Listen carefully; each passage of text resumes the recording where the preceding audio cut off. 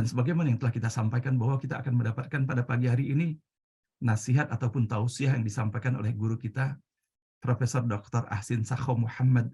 Namun sebelum itu kepada saudara kita yang akan segera meninggalkan forum ini untuk melaksanakan amanah dan tugas yang tidak bisa ditinggalkan yang diberikan kepadanya. Sama-sama kita hantarkan dengan doa semoga senantiasa dalam lindungan Allah, dijauhkan dari wabah dan musibah, dan apa-apa yang dikerjakan dapat terlaksana dengan sebaik-baiknya dalam ridha Allah Subhanahu wa Ta'ala. Dan kepada Bapak dan Ibu yang lainnya, sama-sama kita memohon kepada Allah semoga kepada Prof. Ahsin Sakho diberikan kemudahan untuk dapat hadir di dalam forum kita ini. Demikian Bapak dan Ibu yang dapat saya sampaikan. Wabillahi taufiq wal hidayah. Wassalamualaikum warahmatullahi wabarakatuh. Sama-sama kita melihat Bapak dan Ibu, sepertinya belum ada. Belum hadir, Masya Allah. Nah, Bapak dan Ibu yang dirahmati Allah, saya ingin dan berharap sekali apabila Pak Heri Sujono masih ada di forum ini, mungkin Prof. Tati bisa menghubungi beliau, dikarenakan apa yang kita dapati dalam ayat ke-47 pada pagi hari ini sangat terkait ya dengan ilmu, pengetahuan, dan kompetensi yang beliau miliki sebagai ahli geologi, Bapak dan Ibu, bahwa betapa sesungguhnya gunung-gunung yang kita lihat tegak, tetap, dan berdiri itu adalah merupakan bagian dari ciptaan Allah yang ternyata Allah perjalankan gunung-gunung itu sebagaimana halnya Allah telah memperjalankan awan yang kita lihat bergerak dari satu tempat ke tempat yang lain itu. Namun apabila beliau tidak hadir, Bapak Ibu sekalian, mudah-mudahan Allah Subhanahu wa Ta'ala melimpahkan rahmat, barakah, dan ridhonya untuk kita semuanya. Izin Pak Hasan. Ya, Prof. sudah. Ahsin barusan saya hubungi dan beliau akan segera masuk. Alhamdulillah, alhamdulillah. Ya. Baik Bapak Ibu sekalian, mudah-mudahan Allah berikan kesabaran bagi kita semuanya di dalam kita mendengarkan tausiah beliau pada pagi hari ini. Dan sesungguhnya Bapak dan Ibu, dari upaya penyiapan dan penelusuran di dalam melaksanakan kegiatan yang kita laksanakan pada pagi hari ini, begitu banyaknya sesungguhnya Allah hadirkan untuk kita semuanya. Sebagaimana ketika Allah menyampaikan di dalam ayat yang kita baca bahwa wahasyarnahum, bahwa nanti Allah akan mengumpulkan kita semuanya. Allah menegaskan pernyataan bahwa kita semua ini akan dikumpulkan. Begitu banyaknya Bapak dan Ibu di dalam Al-Quran. Dalam surah ke-6, dalam surah Al-An'am pada ayat ke-22, wa yauma nahsyuruhum jami'a tsumma naqulu lil ladzina asyraku aina syurakaukum alladzina kuntum taz'umun.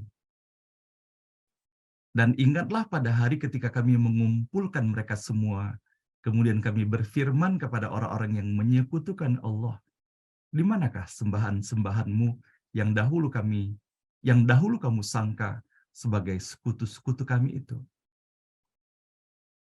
Dan begitu pun Allah menyampaikan di dalam ayat ke-28 pada surah Yunus, Bapak dan Ibu.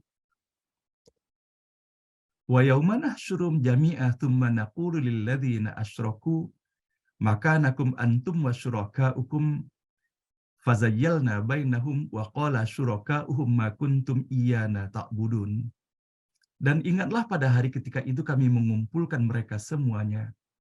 Kemudian kami berkata kepada orang yang mempersekutukan Allah, tetaplah di tempatmu, kamu dan para sekutumu.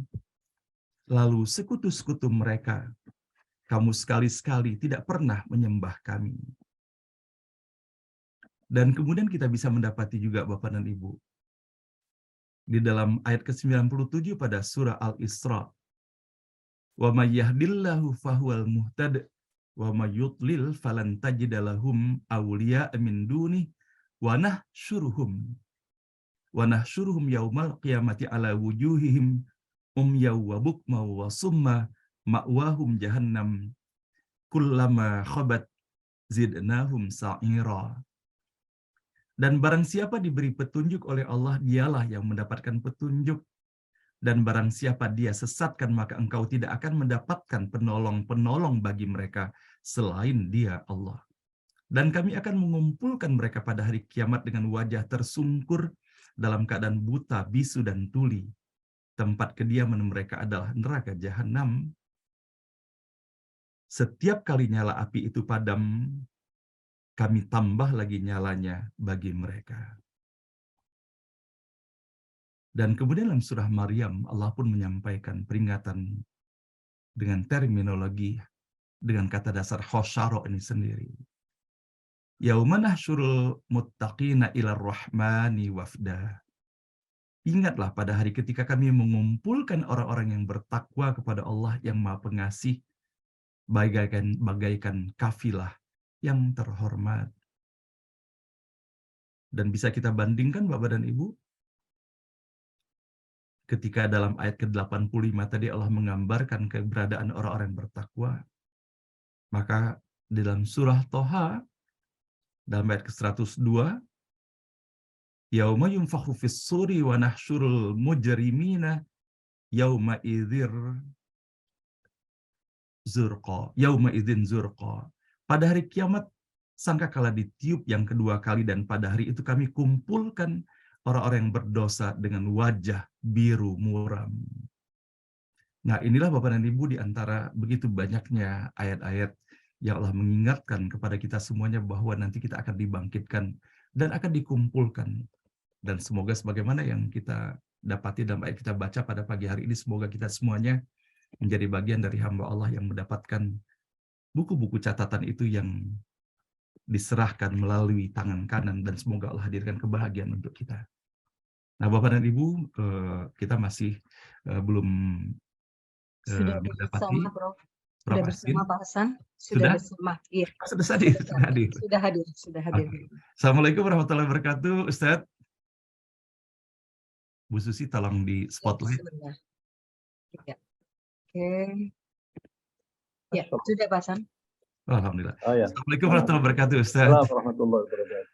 Mohon maaf, Ustadz, tadi kita Ya. isi waktu sementara Ustadz belum hadir dengan membacakan ayat-ayat terkait dengan ayat yang kita baca pada pagi hari ini. Nah, baiklah Ustadz, kami persilakan Ustadz untuk menyampaikan nasihat dan pesan-pesan untuk kami semuanya, dan kepada Bapak dan Ibu semoga kita dapat mengikutinya secara seksama. Silakan Ustadz. Baik.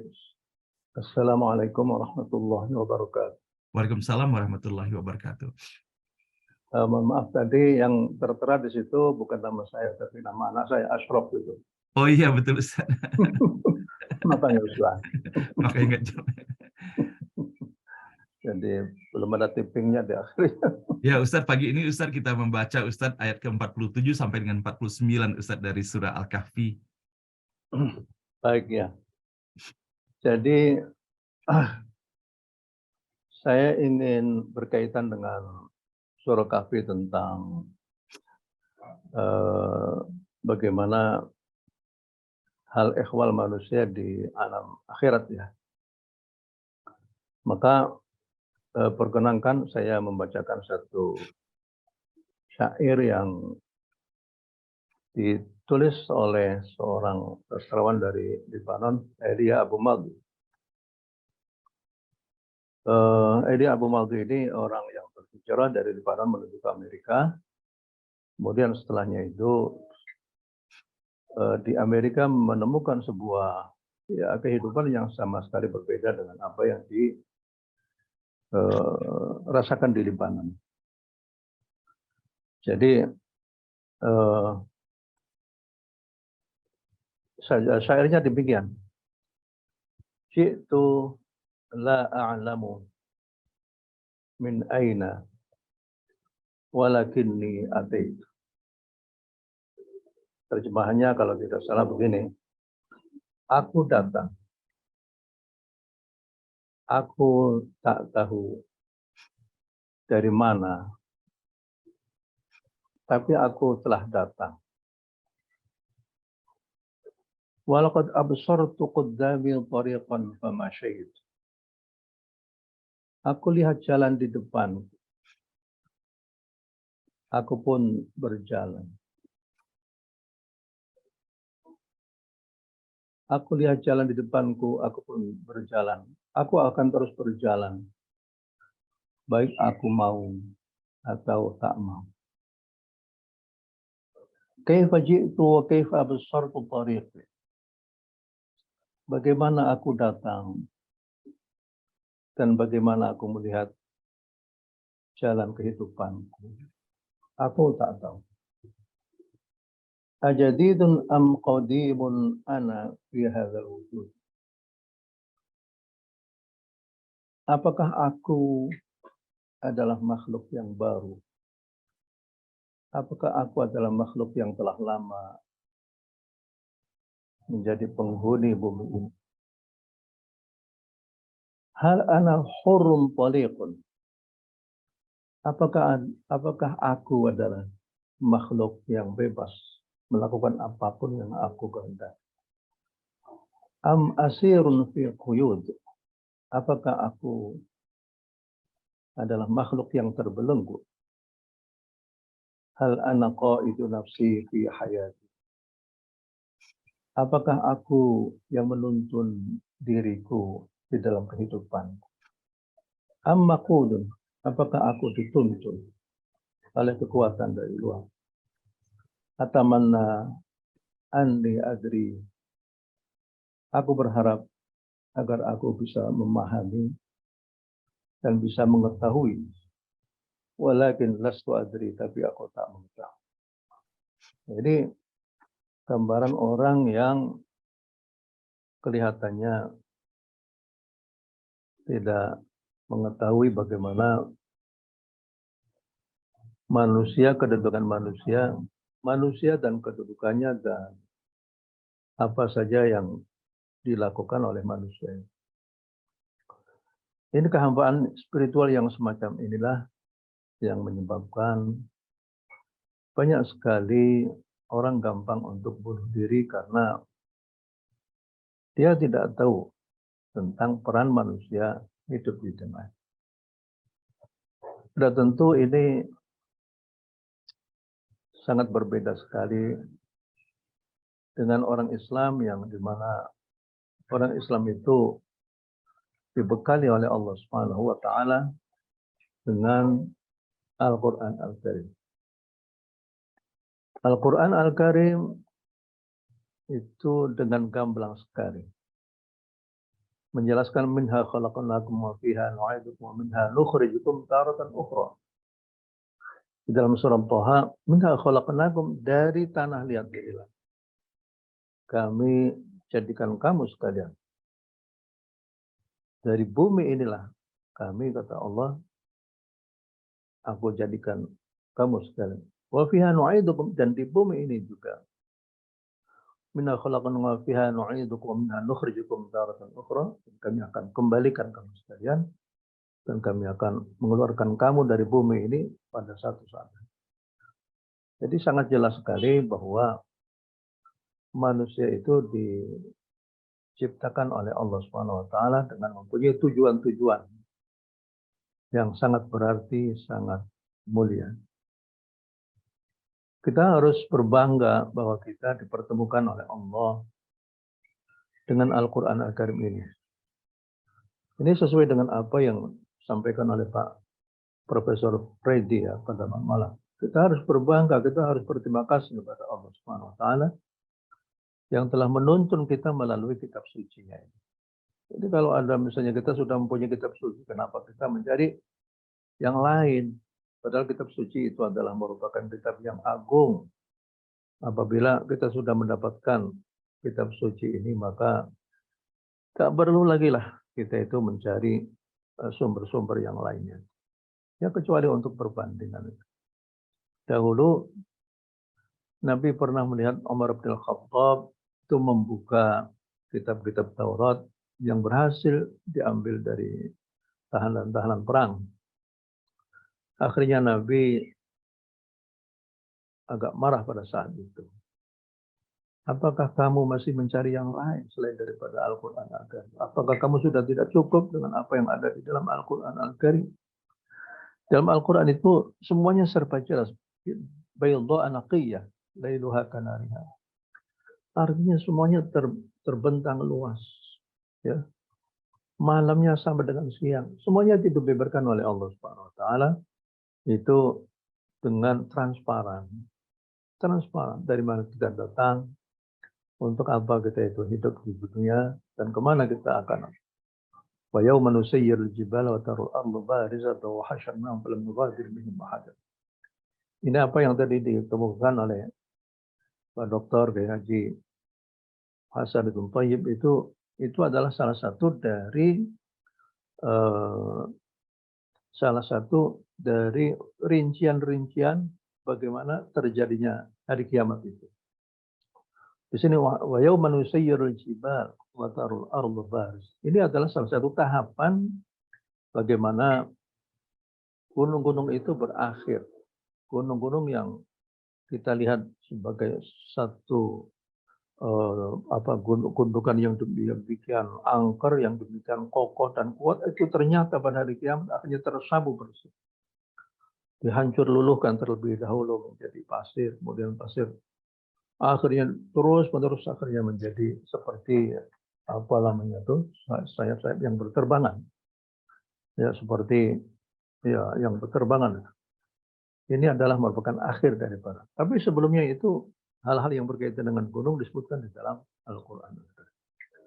Para hadirin sekalian, kalau kita melihat ayat suci Al-Quran Al-Karim, maka kalau kita lihat konten-kontennya itu cukup lengkap.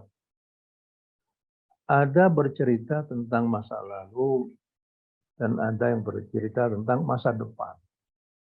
Ini wayau manusia jibal itu masa depan kita. Kita telah melihat di beberapa tempat itu terjadi bumi yang ambles begitu ya. Bumi yang ambles. Itu namanya khosafun. Khosaf artinya bumi itu menjadi ambles begitu. Dan ini sudah dikatakan oleh Nabi bahwa sebelum akhir zaman akan terjadi bumi yang ambles itu, baik di timur maupun di barat. Seakan-akan bumi itu sudah ringkih gitu ya, lama gitu. Tapi ini menjadi salah satu tanda. Berkaitan dengan masa lalu umat manusia, ya bagaimana Allah Subhanahu wa taala menceritakan tentang kejadian alam semesta. Bagaimana dalam firman Allah, "Qul a'innakum latakfuruna billadzi khalaqal arda في يومين وتجعلون له أندادا ذلك رب العالمين وجعل فيها رواسي من فوقها وبارك فيها وقدر فيها أقواتها في 4 أيام سواء للسائلين ثم استوى إلى السماء وهي دخان فقال لها وللأرض ائتيا طوعا أو كرها قالت أتينا طوعا. Ini kejadian alam semesta. Artinya jauh sebelumnya Allah menciptakan langit bumi seisinya. Bagaimana engkau itu mengingkari terhadap zat yang telah menciptakan bumi. Alam semesta semuanya dalam 6 periode, 6 masa. 2 masa adalah masa di mana Allah itu menciptakan bumi berupa kerak bumi saja.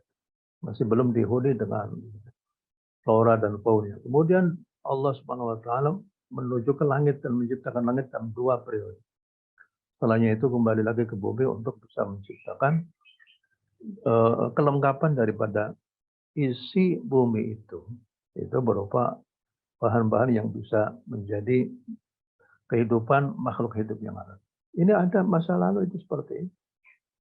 Begitu juga Allah bercerita tentang kisah Nabi Adam sebagai manusia yang mendapatkan taklif dari Allah Subhanahu wa taala di bumi ini. Ya, apakah Adam itu sebagai manusia pertama, apakah manusia yang keberapa begitu, makhluk yang keberapa yang mendiam di sini? Ini para ulama juga berbeda pendapat. Ada yang mengatakan sebelumnya Nabi Adam ada makhluk namanya Al-Hin, Al-Bin, Al-Jin. Makhluk itu ternyata berbuat keonaran di bumi ini, akhirnya diusir oleh satu makhluk yang lain. Dalam riwayat itu yaitu yang akhirnya menjadi iblis itu. Iblis itu merasa dirinya berjasa dalam mengusir makhluk-makhluk yang jahat itu. Akhirnya pada waktu disuruh untuk untuk bersujud kepada Nabi Adam, iblis itu tidak mau dan mengatakan aku lebih utama daripada Nabi Adam. Kenapa aku harus bersujud kepada? Itu hal yang berkaitan dengan masalah. Baik tentang kejadian alam semesta ataupun kejadian dengan manusia pertama yang menghuni di bumi ini. Begitu juga bercerita tentang masa lalu umat manusia. Allah menceritakan tentang bagaimana Nabi Nuh, bagaimana akhir daripada nasibnya kaum Nuh dihempaskan dalam ombak yang demikian besar, banjir yang demikian besar. Kemudian bercerita tentang Nabi Ibrahim, bagaimana Nabi Ibrahim itu sepak terjangnya dalam kehidupan. Begitu juga Nabi Ismail, Nabi Ishak, Nabi Yakub, itu semuanya dibeberkan secara. Ini pada satu sisi membuktikan tentang kenabian Nabi Muhammad SAW dan kemukjizatan Al-Quran. Karena Nabi belum pernah belajar di satu tempat, belajar kepada seorang tertentu, apakah orang Yahudi atau Nasrani, yang mempunyai informasi yang banyak tentang agama dan alam semesta, tapi Nabi belum pernah duduk di hadapan orang Yahudi dan Nasrani, belum pernah. Dan Nabi juga tidak pernah mengetahui dari mana sejarah itu.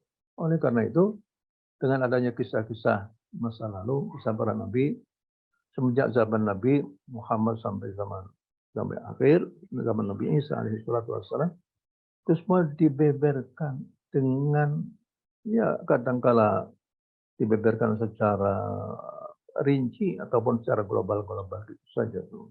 Jadi sudah tentu bahwa Al-Quran itu adalah bukan kalamun Nabi, bukan ucapannya Nabi, tapi adalah merupakan ada sumber yang tinggi lagi, yaitu Allah Subhanahu wa Ta'ala. Ini adalah merupakan kemukjizatan Nabi Muhammad SAW. Dan semuanya itu adalah merupakan hidayah dari Allah Subhanahu wa Ta'ala yang bercerita tentang kisah-kisah masa lalu. Nah, kita bisa katakan Al-Quran itu kitab hidayah. Itu adalah merupakan tujuan utama Allah Subhanahu wa Ta'ala mengirimkan Al-Quran Karim, menurunkan Al-Quran Karim untuk menjadi kitab hidayah. Tapi untuk memberikan hidayah kepada umat manusia itu kan melalui metode-metode tertentu. Salah satu di antara metode Al-Quran untuk memberikan hidayah kepada umat manusia itu adalah metode bercerita, berkisah. Karena kisah itu sangat menarik.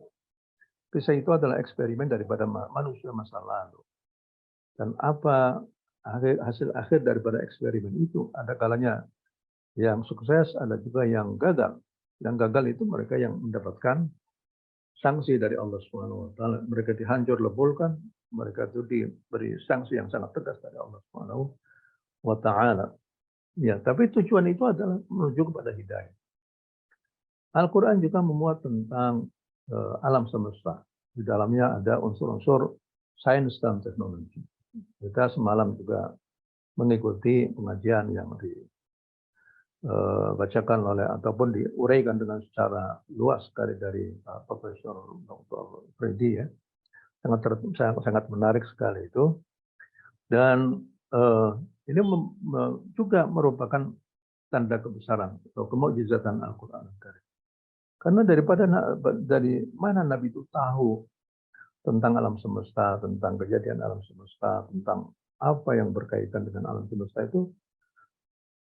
Tapi ini adalah merupakan kitab suci yang bisa berlaku sampai kapanpun. Pada waktu ilmu pengetahuan demikian modern, orang sudah bisa mengulas tentang teori-teori fisika kuantum, teori Isaac Newton, teori Einstein, teori dan lain sebagainya. Ternyata apa yang ada di dalam Al-Quran itu up to date, artinya masih zamani juga. Baru sekarang bahkan baru banyak sekali temuan-temuan di dalam sains dan teknologi itu ketika dibacakan Al-Quran ada ayatnya dan temuannya itu apa? Itu ada semuanya. Ini kan hebat sekali. Kita harus berbangga. Di waktu orang-orang yang punya kitab Taurat, punya kitab Injil, tidak bisa menunjukkan mana sih ayat yang berkaitan dengan sains dan teknologi. Bagaimana perkataan murid-murid Nabi Isa. Sementara kita itu ada gamblang sekali bahwa bumi itu datar atau bumi itu bulat. Ya ada di dalam Al-Quran. Ini yang berkaitan dengan alam semesta. Ini kalau di zoom terus, ayat-ayat yang berkaitan dengan alam semesta itu nggak selesai-selesai, Pak. Kita zoom tentang mata kita sendiri itu. Apa sih yang ada di dalam mata kita itu? Di bawah atau di belakang mata kita itu. Kenapa kok kita bisa melihat demikian jauhnya? Bagaimana mata elang kok begitu? Itu saja nggak selesai. Belum lagi yang lain tentang kulit, bagaimana tentang hidung, tentang jantung, tentang dan lain sebagainya. Ini juga merupakan. Ada juga yang berkaitan dengan manusia dan kemanusiaan. Kalau saya lihat, Mbak ya, para hadirin sekalian, Allah Subhanahu wa Ta'ala itu menceritakan tentang tubuh manusia, raga manusia.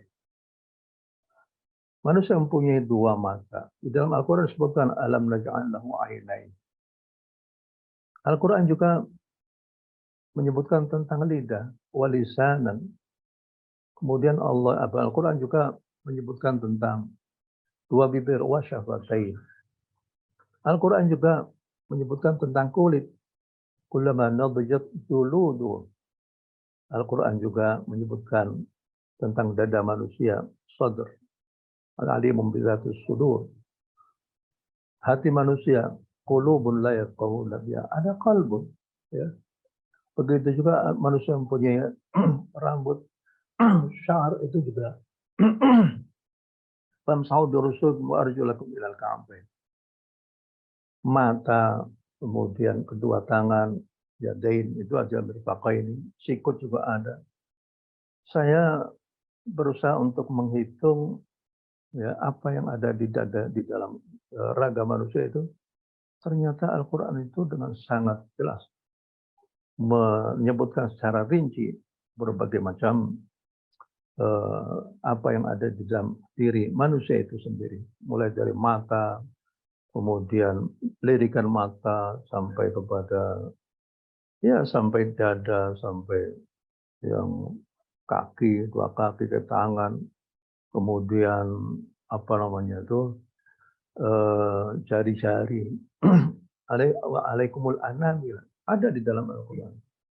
Sudah luar biasa ini. Kita itu kalau seandainya kita masih merasa kurang dengan Al-Quran Al-Karim dan mencari-cari yang lain, maka kata Imam Ghazali, dia meremehkan apa yang ada di dalam Al-Quran Al-Karim. Al-Quran juga berbicara tentang manusia dari segi manusia sebagai makhluk sosial.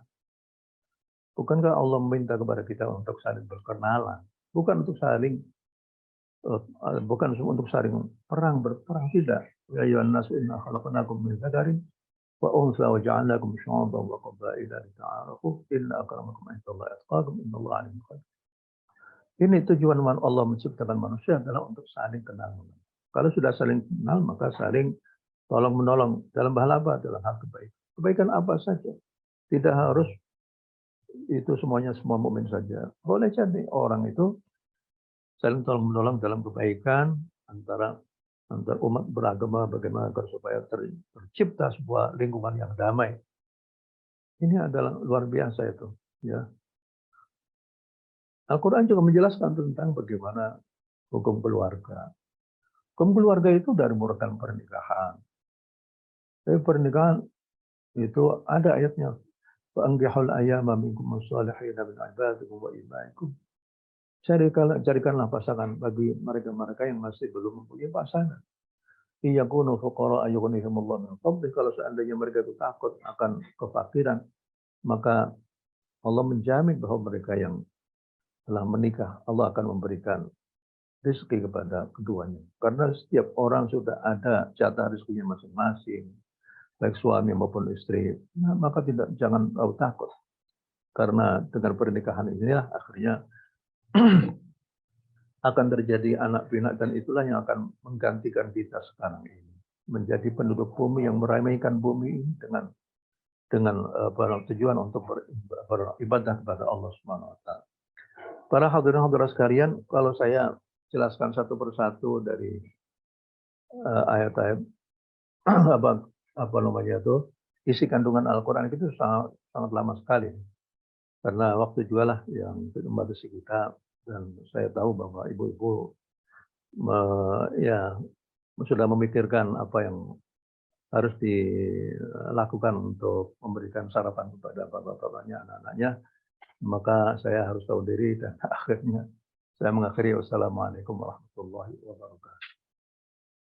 Waalaikumsalam warahmatullahi wabarakatuh. Masya Allah, terima kasih Ustadz atas tausiah yang telah disampaikan pada pagi hari ini. Semoga semakin menambah kecintaan dan pemahaman kita terhadap Al-Quran. Nah Ustadz, pada pagi hari ini ketika tadi kita membaca pada ayat ke-47 pada pagi hari ini, dan saya melihat di forum ini ada Profesor Heri, Ustadz.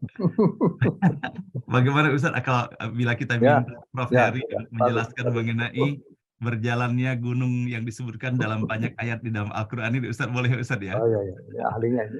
Oke, kepada Prof. Heri, Assalamualaikum Prof. Heri, berkenan kiranya untuk meng-unmute audionya.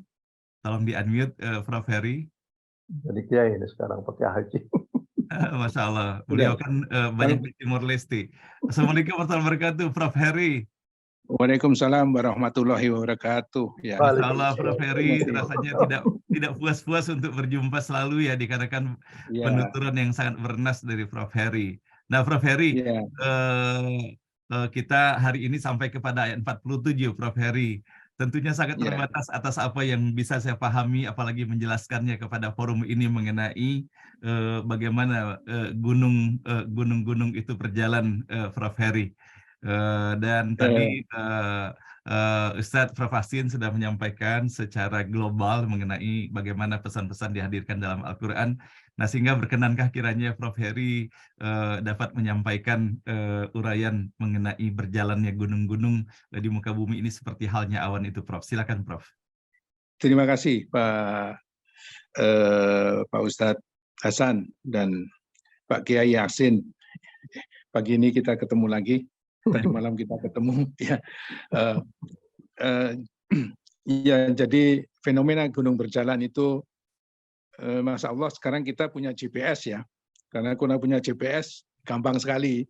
Mungkin di zaman Rasulullah itu susah sekali. Karena itu di zaman Rasulullah, keimanan itu betul-betul itu. Sudah, pokoknya take it for granted. Gunung itu berjalan katanya. Ya udah, Allah bilang begitu ya itu berjalan. Tapi ketika itu mungkin tidak terbayang bahwa Gunung Uhud itu ya dari dulu di situ aja. Tapi sebetulnya dia bergerak dengan milimeter demi milimeter gitu ya. Ya. Jadi kalau kita lihat sekarang lempengan-lempengan itu, misalnya lempengan Australia itu bergerak ke utara, itu kira-kira kecepatannya 7 cm per tahun. 7 cm ya, setahun kita nyari 7 cm, susah sekali 7 cm itu. Kemudian Pasifik itu bergerak ke timur, ke barat, nabrak lempengan Asia itu dengan kecepatan 12 cm per tahun. Nah, jadi itu yang di kecepatan-kecepatan yang ada itu sekarang sudah bisa dihitungkan dengan GPS ya. GPS, seperti Bapak Ibu sekalian memegang GPS, sekarang tahu pergerakannya kemana itu sudah bisa diikuti.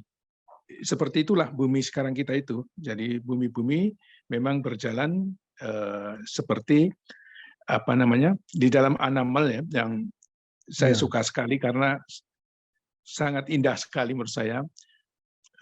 Kau kira gunung-gunung itu tetap pada tempatnya, gitu. Padahal ia bergerak seperti awan, gitu. Jadi gunung-gunung bergerak seperti awan. Kemudian di Ar-Rahman, saya kira ayat 24 ya, tidak salah ya, bahwa perahu-perahu itu berlayar seperti gunung-gunung. Nah, Masya Allah ya, yang dipadankan, Allah memadankan perahu-perahu berlayar di mana tengah samudra itu seperti gunung-gunung. Itu kan sekali ya, gunung diam kok disamakan dengan berlayar ya. Kapal-kapal berlayar kok disamakan dengan gunung yang diam ya. Nah, tapi kalau kita lihat memang sejatinya seperti kapal layar. Jadi gunung-gunung itu kalau saya mengajar dulu di itu, saya selalu gambarkan itu ada bumi itu lapisan paling atas kulit bumi, kemudian itu mengambang di atasnya ada saya gambarkan balok yang mengambang gitu aja. Ada balok yang mengambang, kemudian balok itu berjalan seperti itu. Itulah tektonik. Gunung-gunung seperti itu.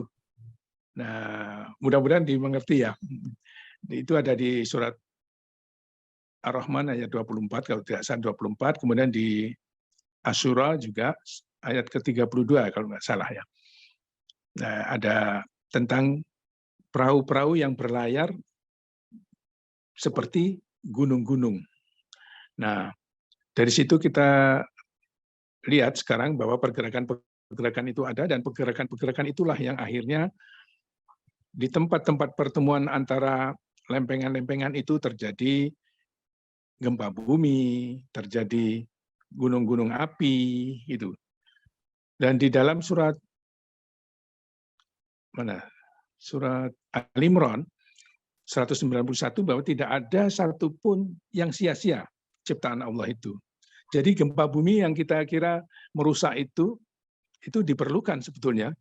Ketika ada magma yang di dalam harus keluar, itu tidak bisa lain atau bisa lempengan-lempengan itu tidak bisa kita palu ya, tidak bisa kita palu. Membutuhkan tenaga besar untuk meretakkan supaya magma-magma naik ke atas, sebagian muncul dari menjadi gunung api di sebelah selatan Jawa, di Jawa itu hampir semuanya gunung api, kemudian Sumatera sampai ke timur, Bali, Lombok, Flores dan sebagainya ada deretan gunung api itu. Nah, itu semua membutuhkan gempa untuk memutuskan supaya magma-magma naik ke atas dan menjadi gunung api, supaya energi keluar sebagian sebagai gunung api. Nah, energi-energi itu kemudian sebagian dari magma-magma tersebut ada yang disebut larutan magma. Sisa-sisa larutan magma itu juga melalui retakan-retakan yang itu dan kemudian terjadilah mineralisasi. Disitulah kita bisa menambang, kita punya emas. Nah, kalau tidak ada itu masih di dalam terus itu. Karena kita tidak bisa menghancurkan benua itu, pinggiran-pinggiran benua seperti Indonesia itu tidak bisa kita itu.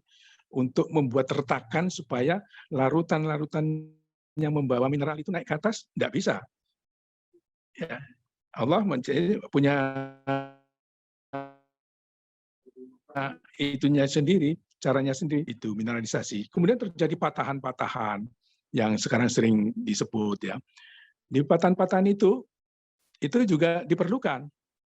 Ketika kita punya jebakan minyak itu kita cari patahan-patahan juga, ya, patahan-patahan yang bisa dari mana dia dulu tempat terjadinya minyak itu di mana, kemudian dia harus migrasi ke wilayah mana. Nah, itu perlu patahan.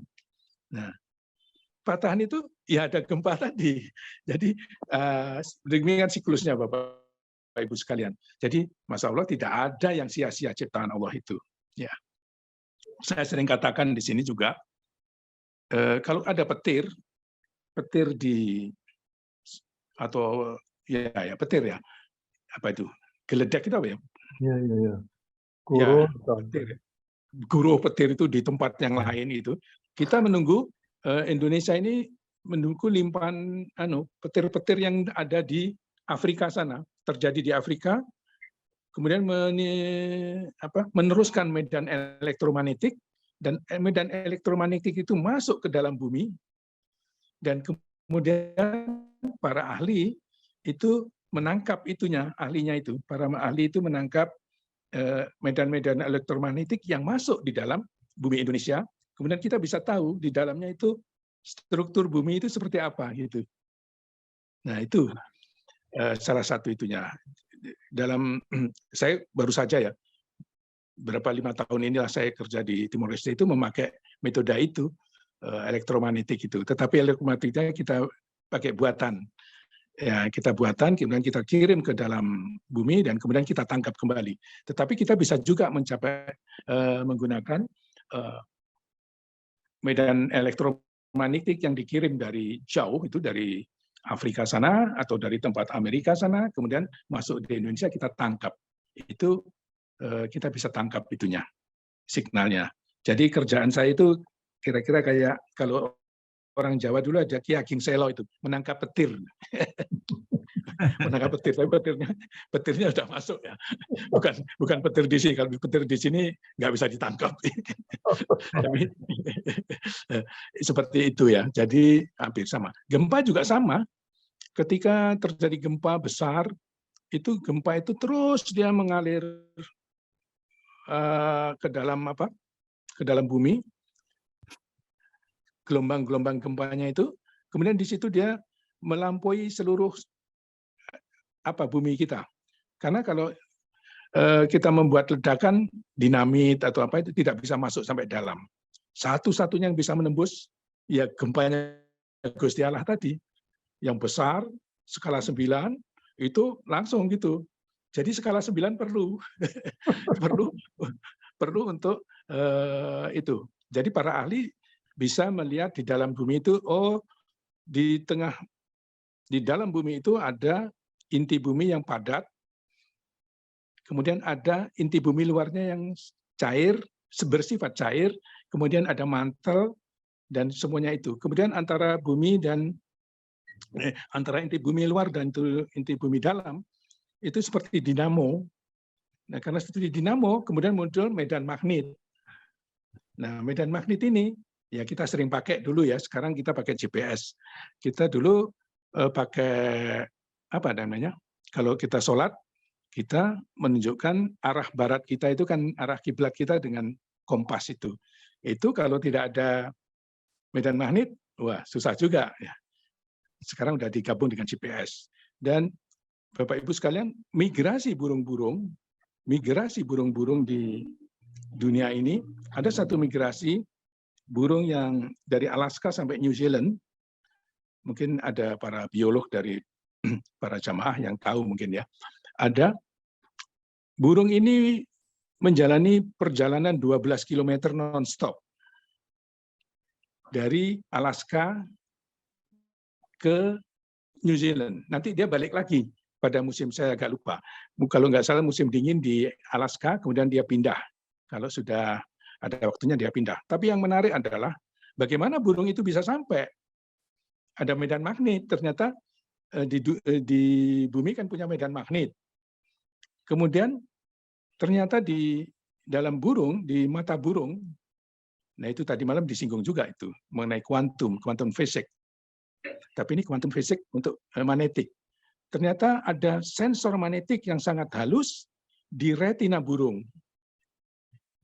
Retina ya, di retina. Retina burung itu sekali. Ya, matanya burung kecil banget ya dibanding mata kita.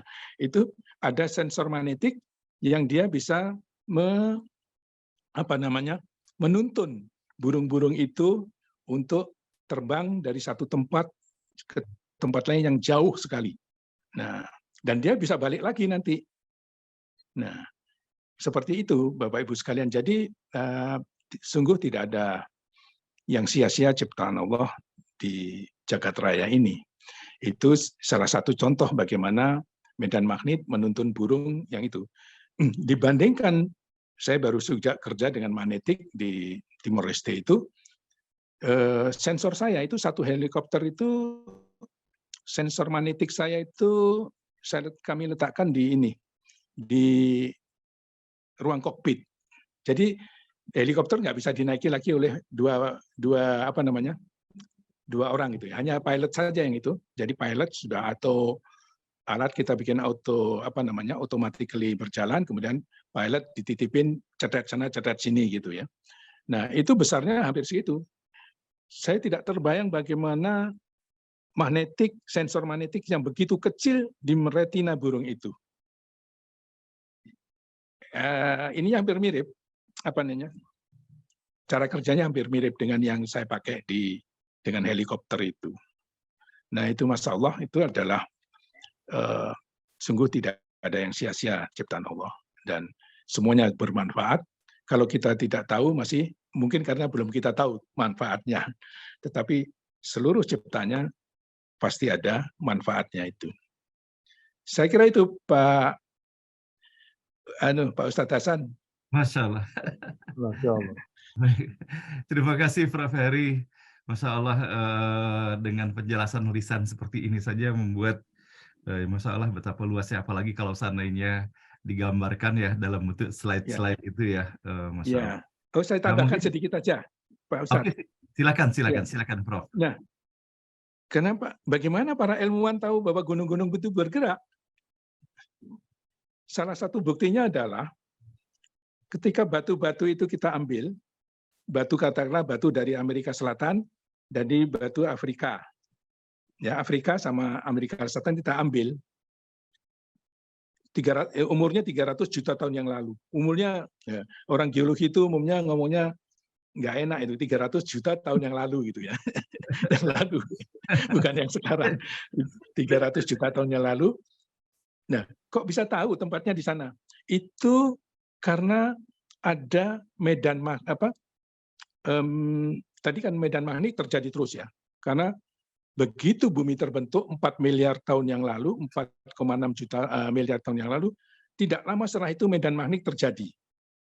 Ya, tidak lama setelah itu medan magnet terjadi dan seluruh batu yang muncul setelah itu, nah, mineral-mineral di dalam mana itu? Di dalam, jadi mineral-mineral yang bersifat magnetik di dalam batuan itu langsung mengarah pada itu medan magnet saat itu. Jadi seperti dikunci gitu, dikunci. Nah, itu disimpan. Jadi bumi merekam sendiri itunya kejadian-kejadian yang ada di situ. Dari situ kita tahu bahwa oh, misalnya Pulau Sulawesi ini, kaki kiri Sulawesi ini berasal dari Kalimantan, tetapi kaki yang sebelah itu ini satu dari Pasifik. Apakah ada slide-nya, Prof. Heri? Saya nggak punya slide-nya ini. Oh iya.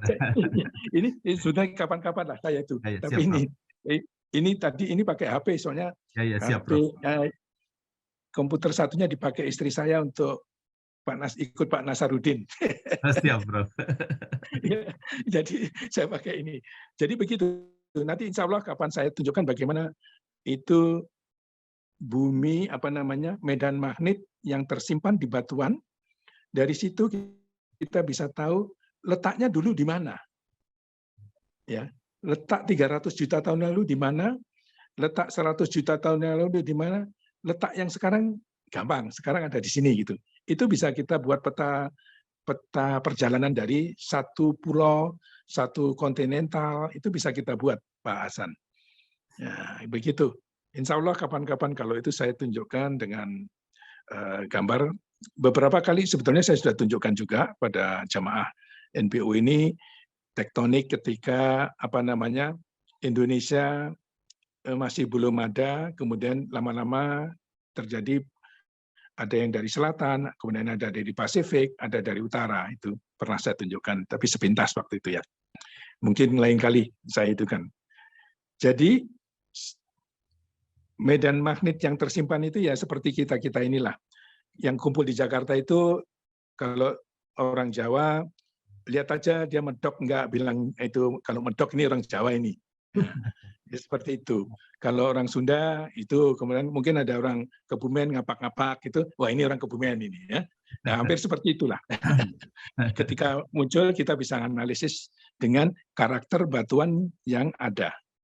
Saya kira itu. Baik. Pak Hasan. Terima kasih, Prof. Heri. Atas penjelasannya, memperkaya atas apa yang kita dapati dari penjelasan yang terdapat di dalam ayat ke-47 pada pagi hari ini. Dari Ustadz, apakah ada yang mau dikomentari, Ustadz, dari penjelasan? Silakan, Ustadz. Ini memang semua yang terjadi di alam semesta itu adalah atas kehendak Allah. Kalau Allah berkehendak, pasti di situ pasti membawa hikmah. Kadang-kadang orang tahu tentang hikmahnya, kadang-kadang belum tahu. Saya terbayang, kalau memang semua misalnya gempa bumi itu pasti membawa kemanfaatan.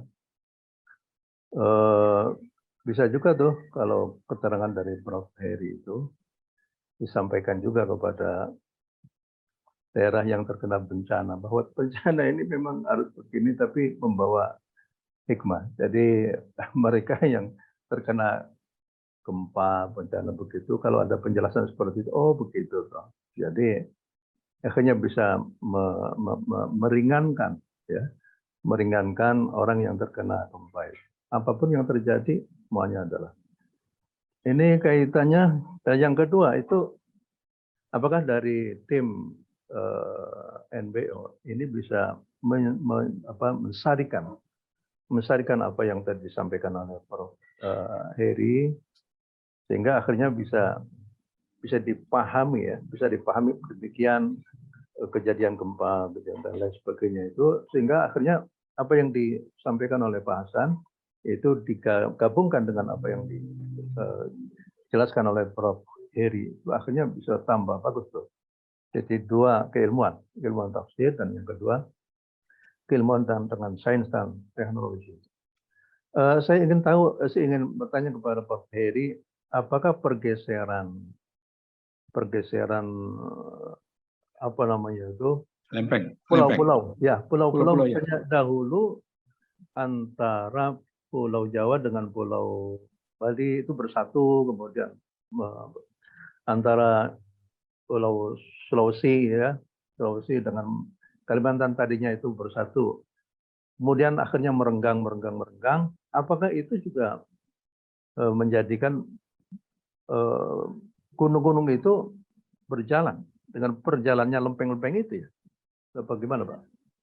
Iya, Pak Kiai. Jadi yang kita itu lempeng-lempeng itu selalu kita ibaratkan gunung, ya. Karena katakan lempeng Asia yang di Indonesia itu kan Kalimantan, batas terakhirnya itu Kalimantan, kemudian masuk ke Jawa. Jawa itu sebagian, Jawa Barat itu masuk pinggiran dari lempeng Asia waktu itu. Nah, itu kan ada bukit-bukit, di situ ada gunung-gunung terbentuk, Muller, ada Gunung Muller, Schwarzner, pegunungan-pegunungan. Jadi itu bergerak semua, ya. Jadi, nah, kemudian itu kan bergerak dia lepas dari lempeng Asia yang besar, dari Eurasia yang besar, ya. Jadi kira-kira begini, kita bayangkan kita punya apa, seperti kue lapis gitu, ya. Kemudian kita tabrak. Nah, yang pertama jadi ini apa? Drivernya itu ini lempeng Asia, lempeng anak benua India itu merucut ini. Apa merucut itu, ya? Lepas dari Afrika. Dia lari ke utara, nabrak lempeng Asia. Ketika nabrak lempeng Asia, tentu saja kaget. Lempeng Asia kaget. Kemudian ada bagian-bagian yang lepas, lari ke timur. Nah, lari ke timur ini salah satunya lari ke Indonesia. Yang paling ujung itu nanti ada Kalimantan, kemudian ada Sumatera, dan setiap ketika lepas itu lempengan-lempengan yang lepas itu selalu lewat patahan-patahan besar. Salah satunya lewat patahan besar Sumatera. Nah, itu ya seperti gunung-gunung, ya, gunung-gunung yang berjalan. Itu blok-blok saya itu seperti kalau kita punya blok-blok balok yang kita mengambang di air gitu. Kita itu kan kemudian kita gerakkan itu. Seperti itu, Pak Kiai, ya. Oh, iya. Nah, kemudian di Indonesia beda, di timur dan barat itu. Kita di Indonesia Barat kita punya punya lempeng apa namanya? Asia Tenggara itu. Saya senangnya nyebut Asia Tenggara biar itu. Kemudian di sebelah timur kita punya Sahul. Nah, pertemuan itu di tengah itu antara Sahul dan itu ada Sulawesi, ada Halmahera, ada itu semua apa namanya? Ya seperti blok-blok kecil yang dipindah-pindahkan, Pak Kiai. Ya. Karena itu Sulawesi itu yang paling itu kan K bentuknya, ya. Ya. K. Nah, K yang paling luar, yang itu huruf K luar itu copotnya dari Sulawesi, dari Kalimantan. Ditarik dia ke tempat sekarang. Tapi K yang kecil, K yang ke bawah, yang dari Kendari ke bawah, ya. Itu dari selatan, dibawa dari Lautan Hindia, nempel di situ. Kemudian yang K yang kecil lagi yang tadi itu atas itu dari utara, dari Pasifik itu ya, masuk itu ya. Jadi nempel seperti itu, disambung-sambungkan gitu ya. Ya nyambung Gusti Allah ya. Kita nggak bisa nyambung itu. Ya, makasih Pak. Ya, terima kasih. Masya Allah. Baik, terima kasih Prof. Heri. Dan berikut ini Ustadz ada pertanyaan Ustadz dari Pak Kristiono Ustadz. Mohon penjelasan Ustadz atas apa yang terdapat di dalam ayat ke-93 Ustadz pada surah Al-Baqarah. Apa itu? Akhadna mitsaqakum wa rafa'na fawqakumut tur. Dan ingatlah ketika kami mengambil janji kamu dan kami angkat gunung Sinai di atasmu, seraya berfirman. Mohon penjelasan Ustadz, apa yang dimaksudkan mengangkat gunung Tur di dalam ayat ini Ustadz? Ya, baik. Jadi di sini ada dua penafsiran. Yang satu memang ya bukit itu terangkat ke atas. Tapi penafsiran Muhammad Abdullah lagi yaitu berupa gempa gitu ya, gempa yang mengenai bumi, gunung itu. Jadi gunung itu bergerak-gerak. Jadi karena gunung itu tinggi ya, jadi kalau bergerak-gerak seakan-akan akan terangkat dan akan menimpuki mereka itu. Jadi yang penting itu Allah SWT ingin memberikan pelajaran bagi mereka Bani Israel karena mereka itu selalu menentang Allah SWT dan Rasulnya. Padahal mereka itu sudah membuat MOU dengan Allah SWT, membuat janji untuk ibadah kepada Allah SWT, mengikuti apa yang datang dari Allah dan Nabi-Nya. Tapi mereka selalu menentang terus. Akhirnya Allah menggunakan cara yang lain yaitu dengan mengangkat gunung. Tapi dalam bahasa Al-Quran dalam mengangkat. Tapi apakah mengangkat di sini adalah mengangkat secara fisik, gunungnya itu terangkat, ataupun hanya bergetar-bergetar begitu saja. Jadi pada waktu ada getaran gunung-gunung itu mereka sudah takut. Ya, akhirnya mereka hanya kembali kepada Allah SWT. Khudhu ma atainakum biquwwah wadhkuru ma fihi la'allakum tattaqun. Ambillah apa yang telah kami turunkan kepada kamu sekalian atainakum biquwwah, artinya dengan dengan sungguh-sungguh. Artinya jangan sampai engkau memperlakukan ayat-ayat Allah itu dengan sekilas pandang saja, tapi harus dengan sungguh-sungguh. Jadi ini juga dialamatkan juga kepada kita sekalian pada waktu kita membaca ayat suci Al-Quran, hendaklah kita itu berpegang teguh dengan apa yang dikandung oleh ayat tersebut dan akhirnya ditadabburi dan akhirnya diamalkan dalam kehidupan sehari-hari. Ya demikian, Pak. Baik, terima kasih Ustadz atas penjelasannya. Dan Bapak dan Ibu yang berbahagia, ini ada pertanyaan berikutnya dari Ibu Isya S. Latif. Di dalam surah Ar-Ra'd ayat ke-12 dan 13 dijelaskan tentang kilat dan guruh bertasbih. Bagaimana memaknainya sehubungan dengan penjelasan Prof. Heri tadi itu bahwa kilat itu bisa ditangkap dan menggambarkan keadaan perut bumi. Mohon penjelasan dari Prof. Hasin dan juga dari Prof. Heri. Prof. Heri dulu yang ini kaitannya. Pak Kiai Heri. Ya, saya mungkin metan ya. Semuanya itu kan bertasbih ya kalau di Al-Hadid ya. Al-Hadid yang itu Subhanallahi ma fis samawati itu kan ya, semua bertasbih. Ya. Semuanya bertasbih. Nah, Ya. cuma kita nggak tahu aja tasbihnya seperti apa. Nah, mungkin ketika dia menggelegar itulah tasbihnya. Allah, Allah, Allah, Allah. Gitu ya. Tasbihnya menggelegar. Karena itu saya selalu memakai ini, Pak Kiai. Ya. Saya tertarik itu. Jadi ketika ini ada ujiannya ini di pesantren di Anatolia sana ini. Di Anatolia yang sekarang jadi Turki itu.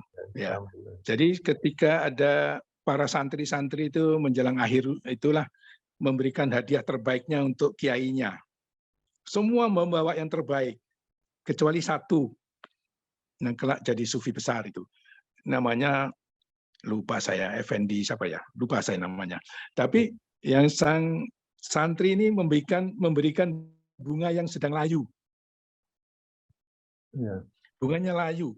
Ditanya dia sama itu, "Loh, kamu kok memberikan yang layu ini kenapa?" yang lain bagus-bagus.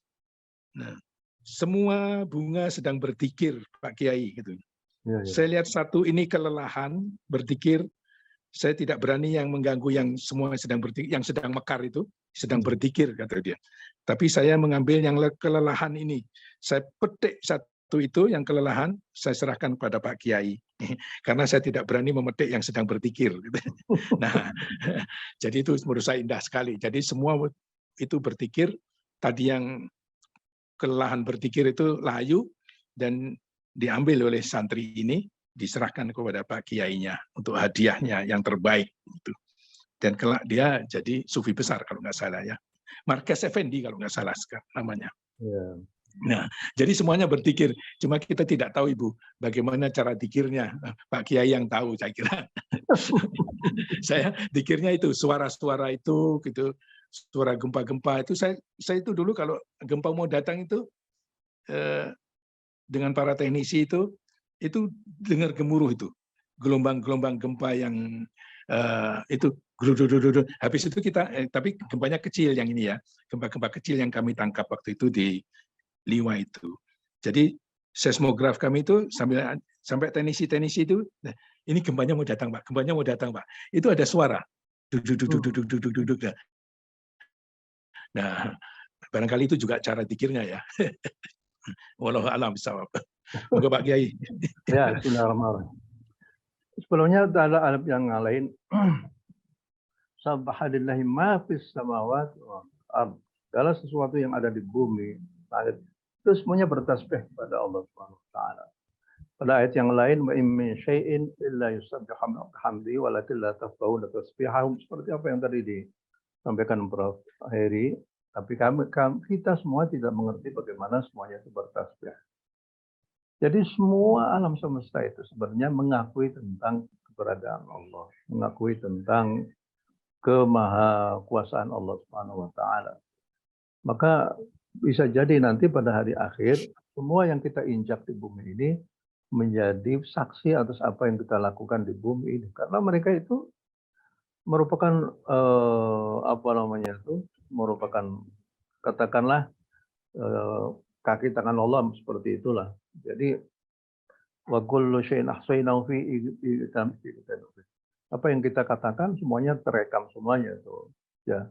Apa yang kita kerjakan di bumi semuanya terekam. Bukankah al yawma nakhtimu ala afwahihim wa tukallimuna aydihim wa tashhadu arjuluhum bima kanu yaksibun. Bukanlah semua tangan dan kaki semuanya akan berbicara di hadapan Allah Subhanahu wa taala. Pada waktu mulut berbicara ke sana kemari dengan penuh kebohongan di hadapan Allah, maka tangan kaki semuanya akan berbicara. Ini menunjukkan bahwa tangan dan kaki itu adalah merupakan makhluk Allah yang akan bisa bersaksi pada hari kiamat.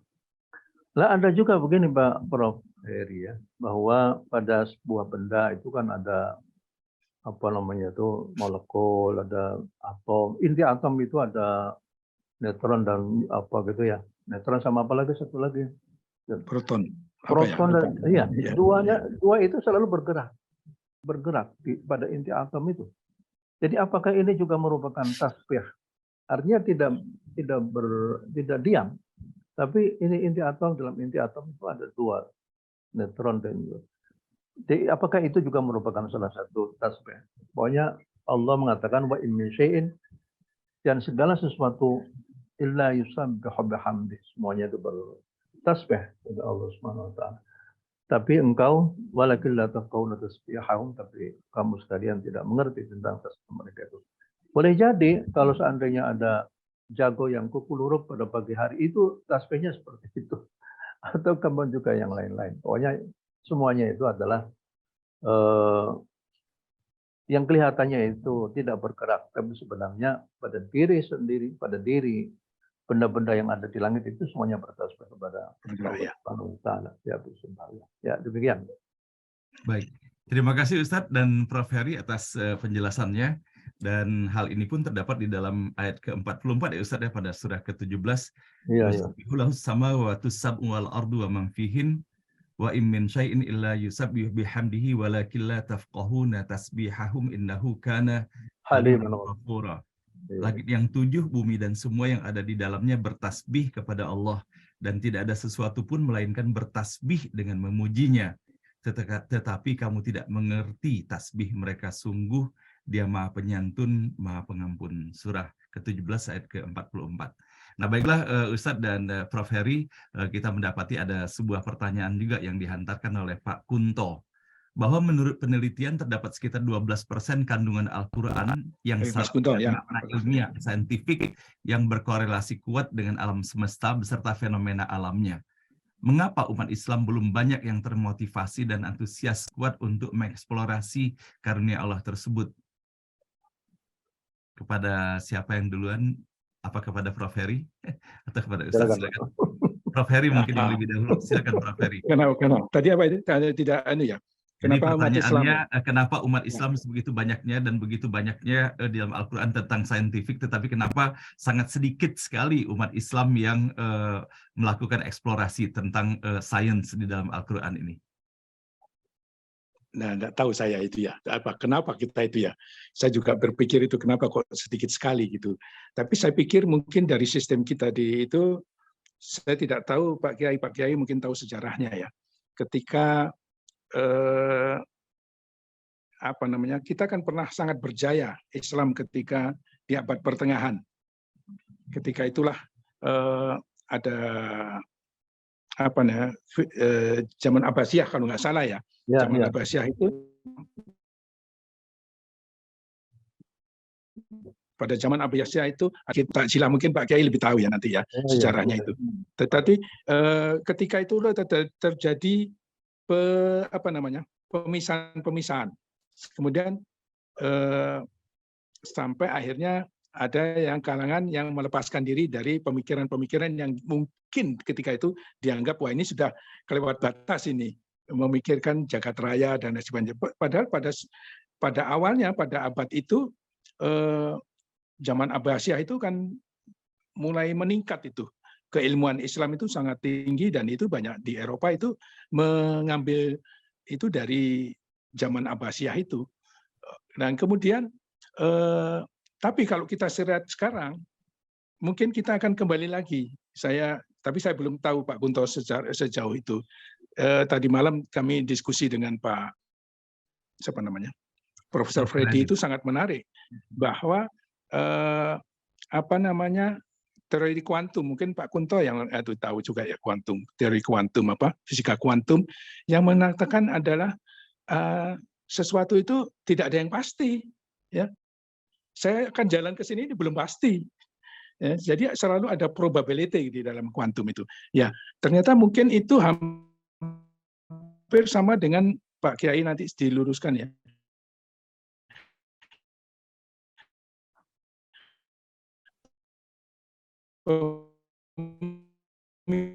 Pemikiran Al-Ghazali. Jadi Al-Ghazali sudah berpikir jauh antara ilmuwan yang diteliti oleh gagasan dan Pak Imam Al-Ghazali itu tidak nyambung ketika itu. Mungkin itu. Nah, kemudian Eropa juga tidak mikir.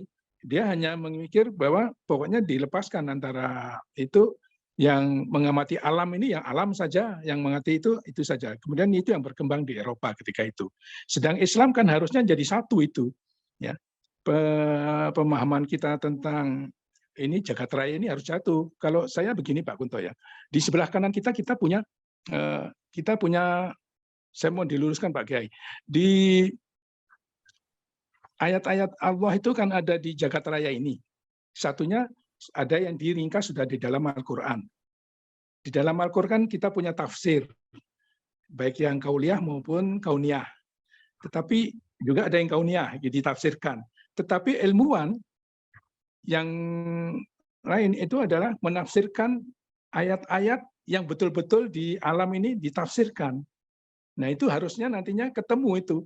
Tafsir yang ada di Al-Quran ini dan tafsir yang diturunkan dari jagat raya itu. Itu kan sama. Jadi misalnya ada gunung-gunung bergerak, kita tidak lihat Qurannya nih, kita gunung-gunung bergerak ini. Nah, itu para ilmuwan kan membuat penafsiran.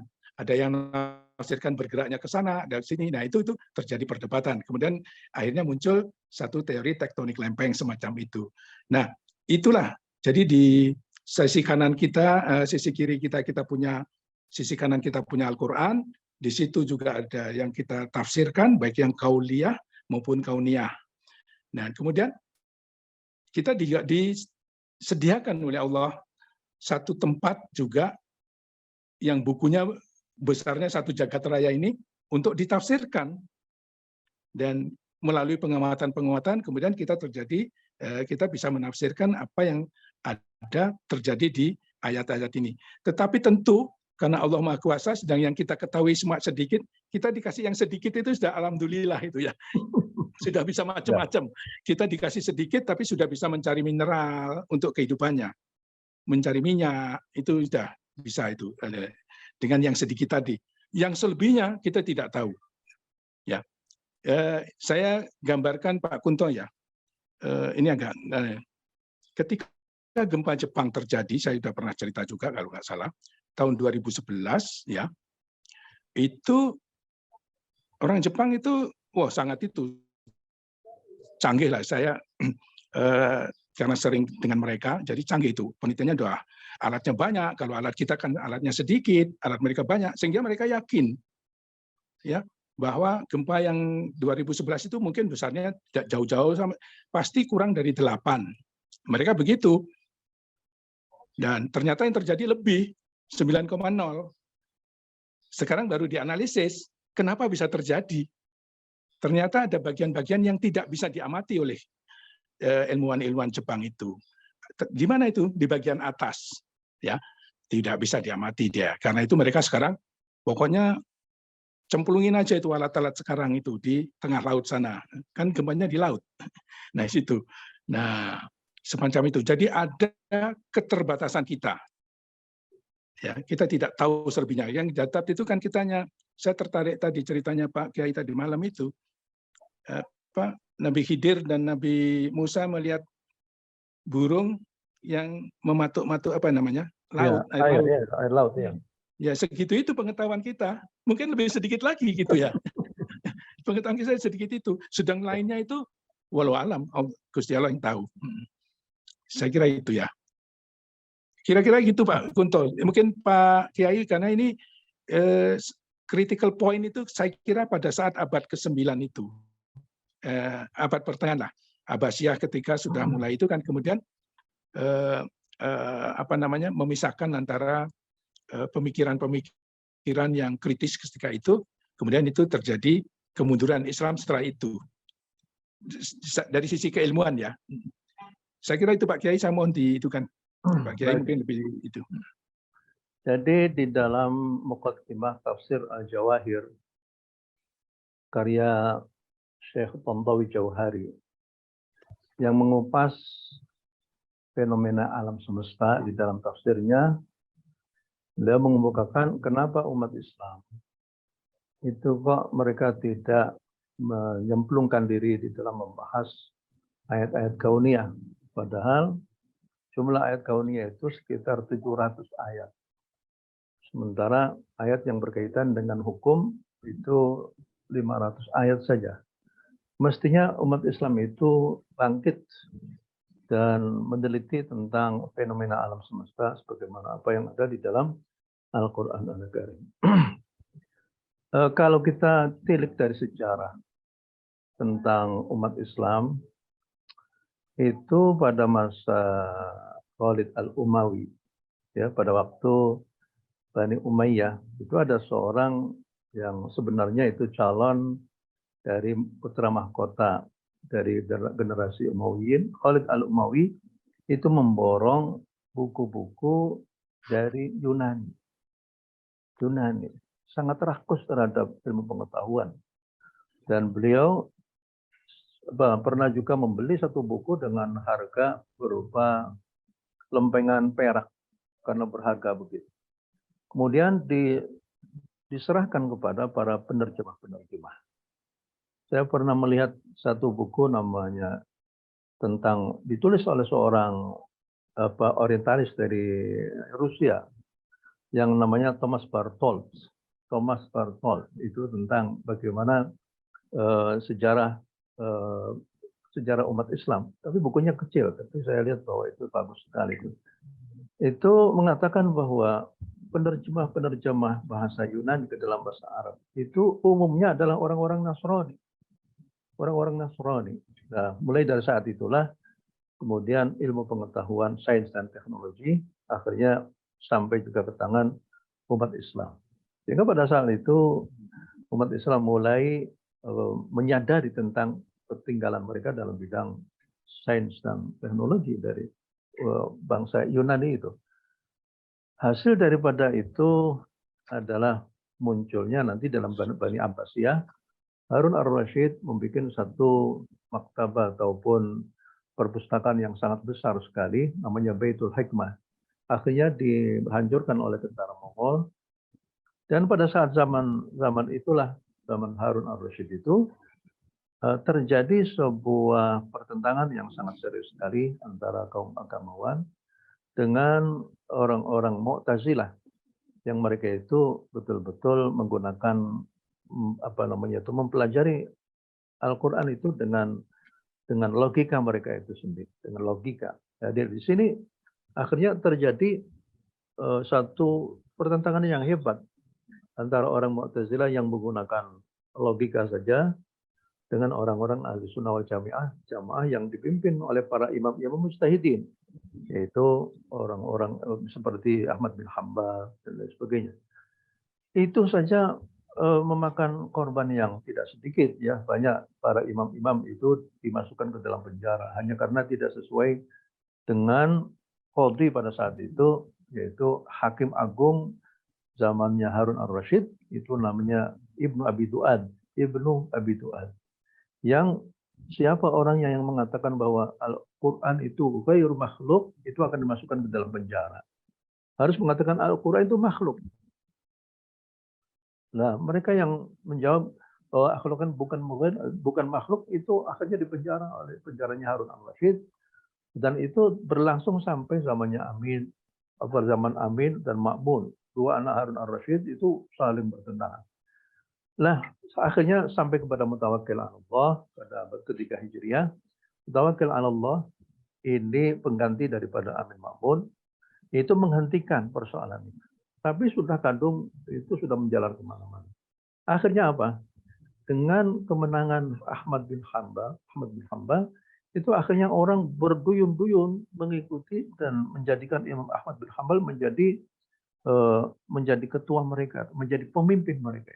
Dan kita tahu Ahmad bin Hanbal adalah orang yang ahli dalam bidang hadis, ya. Akhirnya orientasi keagamaan orang itu yang tadinya itu dipimpin oleh Mu'tazilah dengan kemajuan-kemajuan dalam bidang ilmu pengetahuan, akhirnya orientasinya menjadi berbelok untuk mempelajari hadis-hadis Nabawi. Apalagi setelahnya umat Islam itu disibukkan dengan persoalan-persoalan teologis. Persoalan teologis, apakah Al-Quran itu makhluk atau bukan? Pekerjaan yang kita lakukan itu atas kehendak kita atau kehendak Allah Subhanahu wa Ta'ala. Begitu juga sifat-sifat Allah itu bagaimana? Apakah boleh ditakwilkan atau tidak? Itu perlu berabad-abad. Orang Islam itu hanya memikirkan masalah itu saja. Padahal yang penting itu Allah itu satu, Allah itu mempunyai nama dan sifat, dan sifatnya dan namanya Allah itu berbeda dengan sifat makhlukin, dan kita harus bersujud kepada Allah. Itu saja sudah beres kan. Tapi ini menyangkut masalah sifat-sifat Allah. Sifat Allah itu seperti Allah itu mempunyai tangan apa tidak? Tangannya Allah itu bagaimana? Yang satu menakwilkan, yang satu tidak menakwilkan. Itu saja sampai zaman sekarang itu terus menerus, ya. Akhirnya disibukkan oleh persoalan-persoalan teologis yang tidak selesai-selesai itu, ya. Sehingga akhirnya mestinya umat Islam itu mestinya dibagi-bagi, mana yang bergerak dalam bidang sains dan teknologi, mana yang berkaitan dengan hukum-hukum fikih, mana yang berkaitan. Itu mestinya pembagian-pembagian seperti itu mestinya terjadi. Tapi karena umat Islam itu disibukkan dengan persoalan-persoalan teologis sampai zaman sekarang, ya.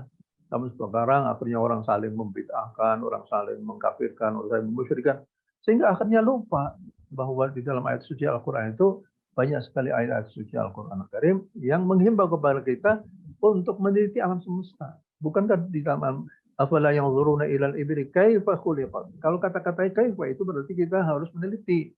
Falam yanzuru ila samai fawqahum kaifa banainaha wa zayyanaha wa ma lam yakhruj. Falam yanzuru ila samai, bagaimana? Apakah mereka tidak melihat bagaimana langit itu ditegakkan begitu tanpa ada apa topang yang penopang itu mestinya seperti itu. Kaifa yang wala yanzuruna ilal ibli kaifa khuliqat wa ila samai kaifa rufi'at wal jibal. Saya ingat dengan Pak Umar ya, Profesor Umar, Pak Eri. Ya, Bagaimana itu lehernya onta itu kok panjang sekali. Yang seingat saya dahulu bahwa dengan adanya leher yang panjang itu maka bisa mereview memutar kembali air yang sudah masuk ke dalam itu akhirnya dimasukkan lagi, sehingga akhirnya onta itu akhirnya bisa bertahan dalam berjalan sampai ratusan kilometer. Dan lain sebagainya. Artinya saya bisa katakan singkat bahwa umat Islam ini akhirnya hanya berpaku pada persoalan-persoalan teologis, sehingga kata Abul Hasan An-Nadawi, seorang pemikir dari India, umat Islam ini walaupun umurnya sudah lama sekali, tapi kalah oleh peradaban Barat yang 50 tahun saja. 50 tahun peradaban Barat, mereka itu sudah mampu untuk bisa berjalan, mengembangkan teknologi mereka itu, sehingga umat Islam itu karena hanya begitu-begitu saja yang tentang masalah teknologi akhirnya dilupakan. Inilah yang mestinya itu orang-orang seperti Pak Heri, Profesor Heri dan lain sebagainya itu kita tampilkan pada masa sekarang ini untuk bisa memberikan jawaban terhadap peradaban manusia pada masa yang akan datang. Yang bisa menjawab ini Pak Profesor Heri dan teman-temannya itu ya. Kita dari yang kau ini syar'i ya, kita manggut-manggut aja lah, pokoknya ikuti. Assalamualaikum. Waalaikumsalam warahmatullahi wabarakatuh. Masya Allah, terima kasih. Terima kasih Ustadz atas pandangannya dari apa yang telah diungkapkan oleh Prof. Heri pada pagi hari ini. Nah, Bapak dan Ibu yang berbahagia, begitu banyaknya komentar dan apresiasi atas diskusi mengenai keberadaan sains ya di dalam ayat-ayat suci Al-Quran ini. Dan saya ingin tambahkan sedikit Pak, sedikit. Ya, silakan Ustaz, silakan Ustaz. Dengan kekalahan kaum Mu'tazilah, itulah yang akhirnya orang itu tidak menggunakan logika berpikir bagaimana apa yang dilakukan oleh Mu'tazilah. Sehingga kekayaan Mu'tazilah itu aja menjadi juga kerugian bagi umat Islam karena mereka tidak lagi menggunakan logika berpikir yang bagus. Ya, demikian teman saya. Baik. Terima kasih Ustadz. Baiklah Bapak dan Ibu yang dirahmati Allah, bahwa betapa indahnya pada pagi hari ini ketika kita mendapatkan bahasan yang luar biasa terkait dengan ayat yang kita baca pada pagi hari ini. Dan tentunya dari pertanyaan-pertanyaan ataupun apresiasi yang disampaikan, insya Allah kita akan menyediakan kembali ya Ustadz ya, forum yang lebih banyak, apalagi kalau sana kita perhatikan sekarang ini banyak sekali para peserta ngaji bareng online ini dengan latar belakang sains yang luar biasa, guru-guru besar dari berbagai perguruan tinggi, sehingga insya Allah nanti pada hari Rabu sesuai dengan rekomendasi dan jejaring yang kita dapatkan dari Profesor Safwan Hadi, maka pada hari Rabu nanti kita akan berbicara lagi mengenai sains dengan akan hadir insya Allah Dr. Irwan Melano, dan beliau adalah salah seorang ahli gempa juga di negeri ini. Nah, sehingga apabila ada pertanyaan ataupun unek-unek yang belum tersampaikan pada hari ini, semoga bisa kita lanjutkan pada hari Rabu nanti. Dan kepada Prof. Heri, semoga berkenan juga Prof. Heri ya untuk hadir juga di hari Rabu. Dan betapa bahagia juga kalau seandainya guru kita Prof. Ahsin Sakho hadir juga, sehingga keindahan yang kita dapati pada pagi hari ini dapat berlanjut pada hari Rabu nanti. Dan baiklah, pada pagi hari ini kita mengundang Profesor Dr. Suharyadi untuk menyampaikan sambutannya dan mengomentari atas apa yang berlaku di dalam acara kita pada pagi hari ini. Kepada Prof. Suharyadi kami persilakan, Prof. Terima kasih Pak Syarudin, Pak Ustadz Ahsin Sakho dan Prof. Heri yang saya hormati, beserta Bapak-Ibu sekalian yang masih bertahan 290 yang masih ya 281. Assalamualaikum warahmatullahi wabarakatuh. Waalaikumsalam. Ini sebenarnya mungkin nanti ada tambahan dari Pak Rudi Rajab kalau beliau juga masih menyimak. Karena saya memang belum fit betul, suaranya masih belum ini ya. Tapi memang menarik sekali ya, ini makin menarik ya. Ngaji bareng online ini makin menarik. Tadi malam kita sampai hampir jam 11 malam. Sama Pak Hasin Sako, Pak Heri, Pak Prof. Freddy ya, yang luar biasa membahas fisika kuantum dikaitkan dengan ayat suci Al-Quran. Nah, memang pertanyaan Pak Kristiono tadi sangat menggelitik, Prof. Heri ya. Ya. Jadi dari ratusan peraih hadiah Nobel itu hanya bisa dihitung dengan jari yang dari umat Muslim itu.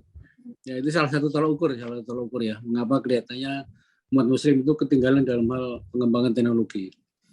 Tapi dari cerita Prof. Heri ditambah dengan Prof. Hasin Sako tadi, paling tidak kita punya gambaran kenapa seperti itu. Ya. Jadi memang sangat tergantung segala sesuatu itu pada bagaimana arah pemimpinnya mengarahkan umatnya itu seperti apa itu ya. Sehingga yang tadinya sudah bergerak ke arah sains dan menemukan berbagai penemuan di bidang sains yang sangat luar biasa, tapi dengan berubahnya ke masalah-masalah teologis, akhirnya sainsnya seolah-olah ditinggalkan. Walaupun orang hebat kayak Prof. Heri dan yang lain-lain, Prof. Tati, kemudian Prof. Yang tadi malam fisika kuantum, Freddy, itu orang-orang yang luar biasa. Dan saya kira banyak sekali ilmuwan-ilmuwan dunia, terutama dari Pakistan dan lain-lain juga yang hebat-hebat. Cuman dibandingkan dengan negara-negara barat, memang masih ketinggalan jauh. Ini menjadi permasalahan yang saya kira ya dibahas sampai kapanpun ya, sementara ini berkutat di situ. Sampai menemukan tokoh yang luar biasa, yang pengaruhnya sangat besar, yang bisa merubah pola pikir tadi ya. Sehingga pemahaman kita dan arah kita berpikir ke depan itu bisa berubah, tidak semata-mata hanya dari segi teologis, tapi dari juga ilmu dan teknologi. Tapi penjelasan Prof. Heri tadi tentang gunung yang berjalan, yang seperti kapal layar, itu ya kita di Al-Quran ada, tapi punya gambaran ya seperti baru sekarang ini gitu ya. Tadinya kan kita nggak paham seperti itu. Jadi saya melihat begini, tadi malam Prof. Hasin Sako dalam satu ini kan mengatakan NPO ini harus dikembangkan bagaimana mempertemukan antara ahli-ahli teknologi dengan ahli-ahli teologi ya, sehingga pernyataan bahwa Al-Quran itu tidak memisah-misahkan antara ilmu dan teknologi dengan agama itu bisa terwujud. Ya, itu sesuatu yang saya kira semua mendambakan Prof. Hasin ya. Tapi untuk mengimplementasikannya itu yang tidak mudah. Seperti pertanyaan saya kepada Prof. Freddy kemarin, kapan itu antara ilmu dan teknologi dan agama itu berjalan beriringan sehingga menghasilkan satu gabungan ya, yang tidak memisahkan lagi antara ilmu dan teknologi dengan agama. Tapi ya memang saya belum ketemu jawaban yang pas ya. Dan ini apalagi nanti dengan Rabu kita datangkan lagi ahli yang lain tentang gempa dan lain sebagainya. Ini menambah wawasan kita dan diskusi kita lebih menarik. Pasti. Dan saya bersyukur karena NBOs akhirnya berkembang menjadi diskusi yang makin lama makin berkualitas, menghadirkan orang-orang yang hebat-hebat, dan pengetahuan kita jadi semakin bertambah. Nah, insya Allah ini bisa diteruskan ke anak cucu kita, karena kita ini kan ibaratnya Prof. Hasin Sako tinggal di batas-batas. Saya Prof. Heri ini senangnya adalah mengaku dirinya uang sokon deso. Tapi orang desa yang jadi ilmuwan itu malah lebih gampang menyampaikan sesuatu yang gampang dicerna gitu. Karena kata-kata Indonesia kadang-kadang terjemahnya pun Prof. Heri juga lupa opo gitu.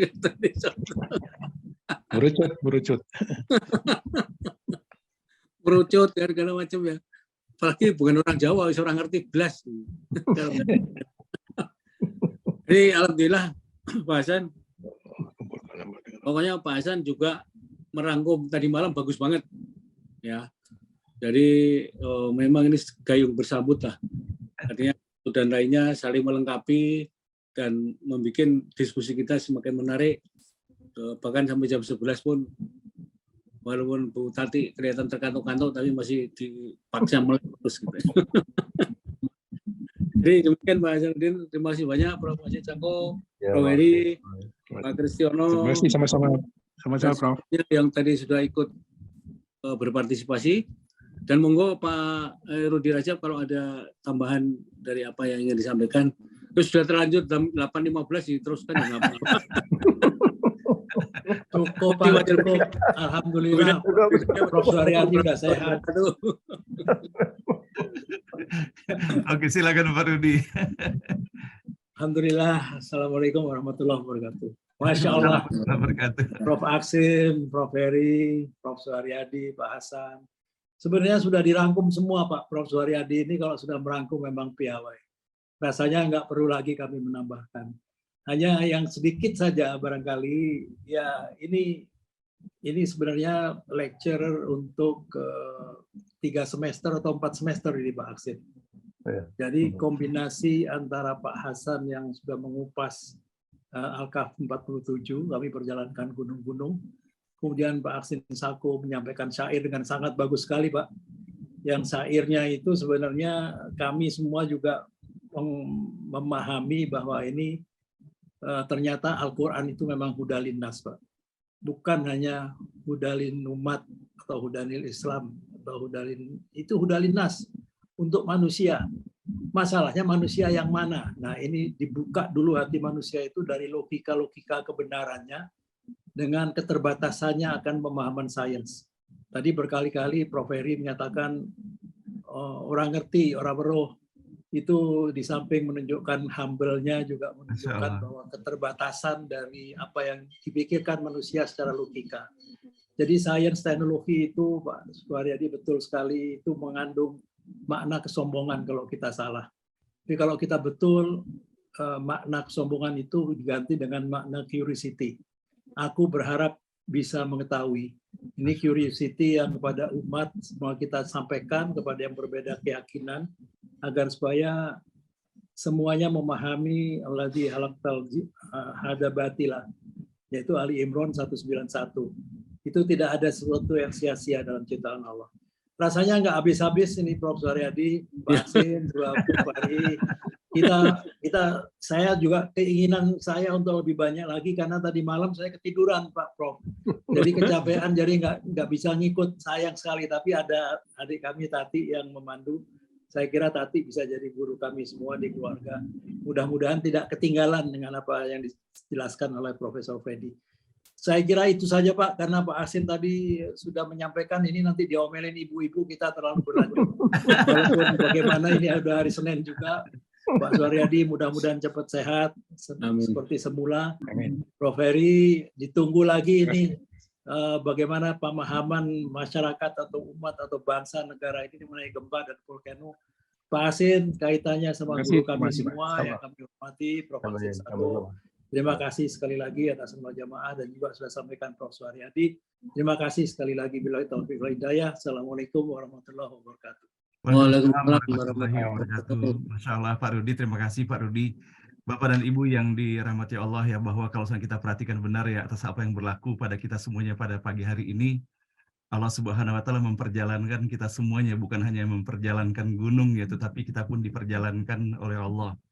Bahwa betapa kalau kita perhatikan Bapak dan Ibu, kasih sayang Allah luar biasa ya, Allah hadirkan dalam forum kita ini banyak sekali saudara-saudara kita yang bisa berbagi makna untuk kita semuanya. Nah, Bapak dan Ibu, sebagaimana yang kita ketahui bahwa keinginan kami dan kita semuanya adalah bahwa bagaimana agar NBO ini dapat terus berjalan, berkembang lebih baik, semakin baik, dan semakin diridhoi oleh Allah. Maka dari itulah Bapak dan Ibu, atas izin Bapak dan Ibu, kami mencoba membuat tim-tim kecil, agar tim kecil ini bisa berpikir Bapak dan Ibu apa yang harus kita lakukan untuk kita bisa memberikan kontribusi untuk grup besar kita ini.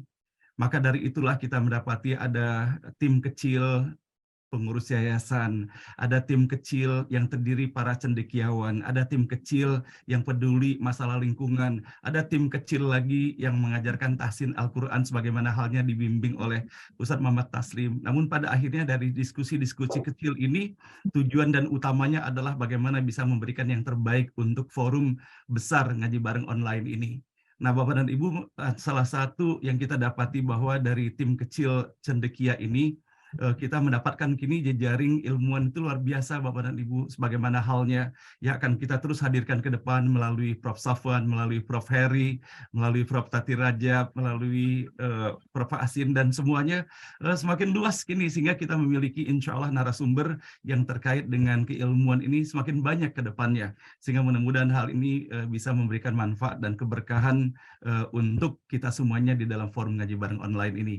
Dan semoga pula atas apa yang kita laksanakan pada pagi hari ini tidak saja membuat kita lebih luas lagi pengetahuan kita, namun pada ujungnya yang kita berharap adalah semakin paham kita bahwa bagaimana kekuasaan Allah Subhanahu wa Ta'ala atas kita semuanya. Terima kasih kepada Prof. Asin, terima kasih kepada Prof. Heri, Prof. Suryadi, Pak Rudi Rajab, serta Bapak dan Ibu semuanya yang telah berkontribusi pada pagi hari ini, dan mohon maaf juga tadi kepada Prof. Tati Rajab, saya langsung meminta di dalam forum ini, Prof. Tati Rajab berkenankah mengundang Prof. Heri? Langsung saya mintakan di forum ini, mohon maaf ya Prof. Tati, dan Masya Allah Prof. Tati langsung menghubungi Prof. Heri sehingga Prof. Heri bisa berbagi untuk kita semuanya di pagi hari ini. Dan mudah-mudahan Allah Subhanahu wa Ta'ala melimpahkan rahmat, barokah, dan ridhonya untuk kita semuanya. Dan untuk mengakhiri pertemuan pada hari ini yang sudah menunjukkan jam 8.27 pada saat ini, sekali lagi kami mohon kesediaan Ustadz Prof. Asin untuk memimpin dengan doa pada pagi hari ini, Ustadz. Kepada Ustadz kami persilakan. Bismillahirrahmanirrahim. Alhamdulillahirabbil alamin. Hamdan yuwafi ni'amahu wa yukafi mazidah, ya Rabbana lakal hamdu wa lakal syukru kama yanbaghi li jalalika wa wajhika karim ma'zum sultanik. Allahumma shalli ala sayyidina Muhammad wa ala sayyidina Muhammad. Subhanaka la 'ilma lana illa ma 'allamtana innaka antal 'alimul hakim.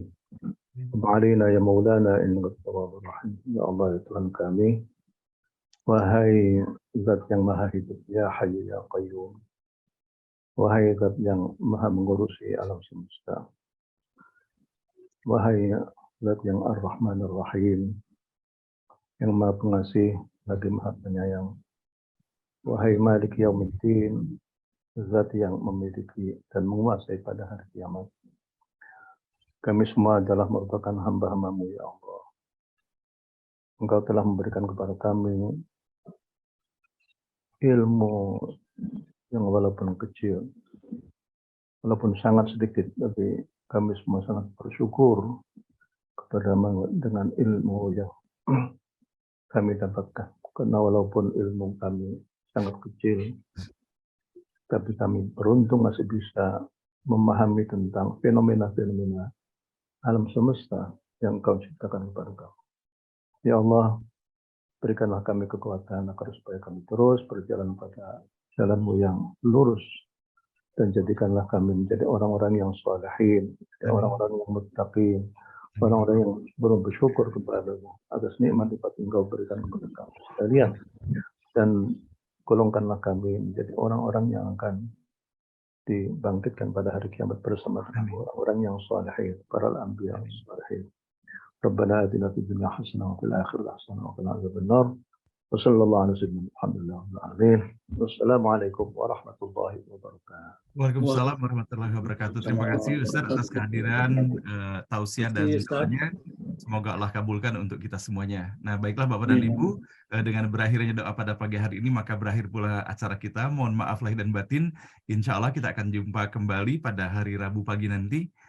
Wabillahi taufiq wal hidayah. Wassalamualaikum warahmatullahi wabarakatuh.